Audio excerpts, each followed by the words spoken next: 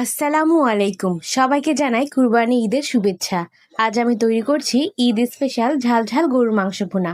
অল্প কিছু মশলা আর সহজ পদ্ধতিতে এমন মজার ভুনা হবে যা ভাত, পোলাও কিংবা পরোটার সাথে খেতে দারুণ হবে। তাহলে চলুন দেরি না করে শুরু করি আজকের স্পেশাল রেসিপিটি। এখানে আমি 10 কেজি পরিমাণ গরুর মাংস নিয়েছি। তার মধ্যে আমি 1.5 কেজি পরিমাণ পেঁয়াজ কুচি আর 200 গ্রাম পরিমাণ কাঁচামরিচ কুচি দিয়ে দিলাম। তারপরে এখানে আমি স্বাদ মতো লবণ দিয়ে দিচ্ছি।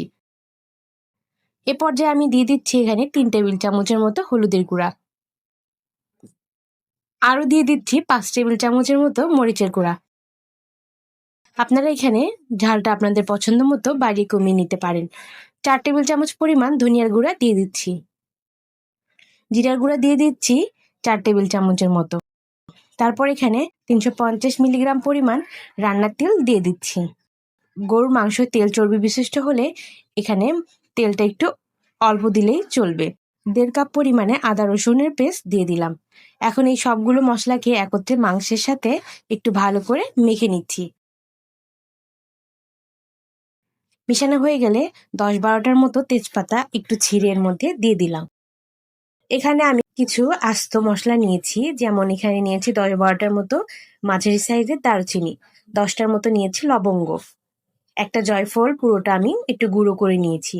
আর এখানে 2.5 টেবিল চামচের মতো সাদা এলাচ একটু থেতলিয়ে নিয়েছি। সবগুলোকে এখন এর মধ্যে দিয়ে দিচ্ছি। সবগুলো মশলাকে মাংসের সাথে ভালো করে মেখে নিচ্ছি। মাংসের স্বাদটা কিন্তু অনেকটাই নির্ভর করে এই মাংস ভালো করে মাখানোর উপর।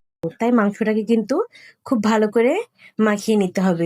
যতটা সম্ভব মাংসটাকে এমনভাবে মাখাতে হবে যাতে মশলাগুলো মাংসের গায়ে গায়ে লেগে যায়। ভালো করে মাখানো হয়ে গিয়েছে। এখন ঢাকনা দিয়ে ঢেকে 30 মিনিটের মতো এটাকে জাল করে নেব।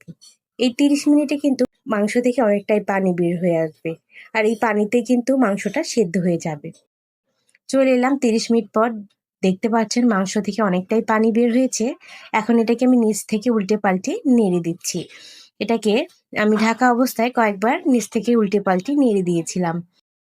ভালো করে নেড়েচেড়ে মিশিয়ে নেওয়া হয়ে গেলে আবার ঢাকনা দিয়ে ঢেকে এটাকে মিডিয়াম হিটে 40 থেকে 45 মিনিটের মতো রান্না করে নেব। এই 40-45 মিনিটের মধ্যেই মাংসটি পুরোপুরি সেদ্ধ হয়ে যাবে। চলে এলাম 40 মিনিট পর। দেখতে পাচ্ছেন মাংসটা কিন্তু গায়ে গায়ে পানি চলে এসেছে। একেবারে পানিটি শুকিয়ে যায়নি, মাখা মাখা একটি ঝোল হয়েছে।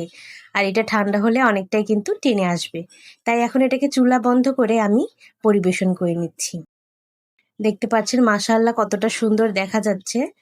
আপনারা বাসায় একবার হলেও এভাবে ট্রাই করে দেখবেন। তো কেমন লাগলো আজকের রেসিপিটি অবশ্যই কমেন্ট বক্সে জানাবেন। আবার দেখা হবে নতুন কোনো রেসিপি নিয়ে। ততক্ষণ সবাই ভালো থাকবেন। আল্লাহ হাফিজ।